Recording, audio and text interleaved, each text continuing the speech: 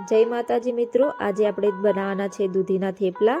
એ પણ સરળ રીતે, જે ઘરમાં આપણા બેસિક મસાલા હોય એ પ્રમાણે બનાવીશું। એના માટે મેં અહીંયા 2 કપ ઘઉંનો લોટ લીધેલ છે, 1 કપ બાજરીનો લોટ, 1 કપ બેસન લીધેલું છે। ત્યારબાદ આપણે લઈ લઈશું દૂધી। મેં અહીંયા દૂધી લીધેલી છે। ત્યાર પછી આપણે મસાલા લઈ લઈશું, ધાણા જીરું, લાલ મરચું, મીઠું અને હળદર, બરાબર। ત્યાર પછી લસણ અને 4-5 લીલા મરચાં લઈ લઈશું। મેં અહીંયા તલ લીધેલા છે, આપણે વ્હાઈટ તલ લઈશું। એના પછી મોણ માટે તેલ લઈ લઈશું, ઝીણી સમારેલી કોથમીર લઈ લઈશું। ત્યાર પછી આપણે હવે દૂધીને સારી રીતે કટ કરી લઈશું, 2 ભાગમાં કટ કરી લઈશું। દૂધી કટ થઈ જાય એના પછી આપણે અહીંયા નાના નાના પીસ કરી લઈશું। આ પ્રમાણે આપણી દૂધી બધી કટ થઈ જાય ત્યાર પછી એના ઉપરથી છાલ ઉતારી લેશું।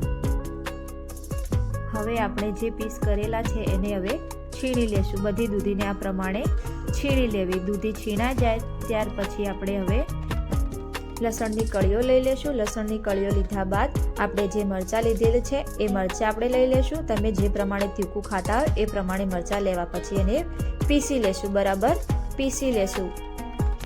લોટ બાંધવા માટે મેં ઘઉંનો લોટ, ત્યાર પછી આપણે લેશું બાજરીનો લોટ, એના અંદર ઉમેરીશું બેસન મિક્સ થઈ જાય એના પછી અંદર આપણે નાખીશું તલ નાખીશું। આપણે તલ અંદર નાખી દીધા।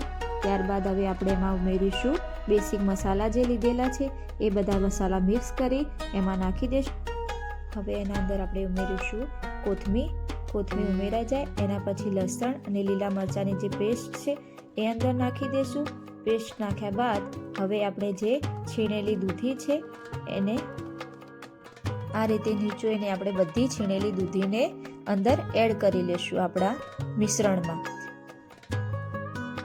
આ પ્રમાણે આપણે છીણેલી દૂધી લઈ લેવી, બરાબર। પાણી કાઢી નાખવું કારણ કે એના અંદર પાણીનું પ્રમાણ વધારે હોય છે અને આપણે એ રીતે બધી દૂધી લેવા જઈએ તો આપણો લોટ પાતળો થઈ જાય। પછી આપણે જે પાણી વધ્યું છે એને એક બાઉલમાં કાઢી લેશું।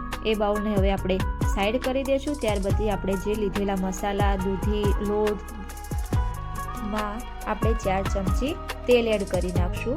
તેલ આપણે મોણ માટે લીધેલું છે। પછી બધા મિશ્રણને મિક્સ કરી લેશું। લોટ બાંધવા માટે બધું મિક્સ કરી લેવું।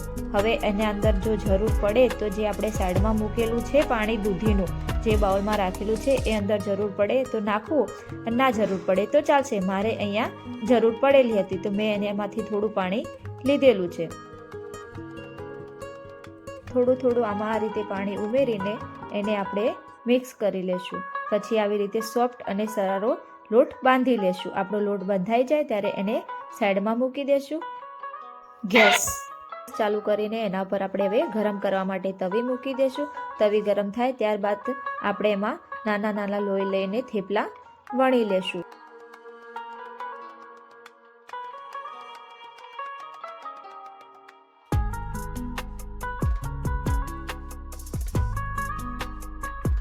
ત્યારબાદ હવે આપણે તવીની અંદર ઘી ઉમેરીશું। જો તમે તેલની અંદર શેકવા હોય તો પણ શેકી શકો છો, બટરની અંદર શેકવા હોય તો પણ તમે શેકી શકો છો।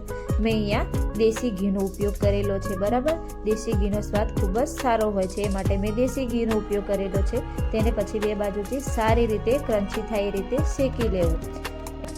બધા થેપલાને આ રીતે બનાવીને આપણે સાઈડમાં મૂકી દેશું। આપણો થેપલું તૈયાર થઈ જાય તો એના ઉપર આપણે દેશી ઘી લગાવીશું અથવા બટર પણ તમે લગાવી શકો છો, બરાબર। અમુક લોકો બટર સાથે પણ લેતા હોય છે। હવે આપણા થેપલા તૈયાર થઈ ગયા છે ખાવા માટે। થેપલાને તમે અથાણું, દહીં કે ચા સાથે પણ લઈ શકો છો।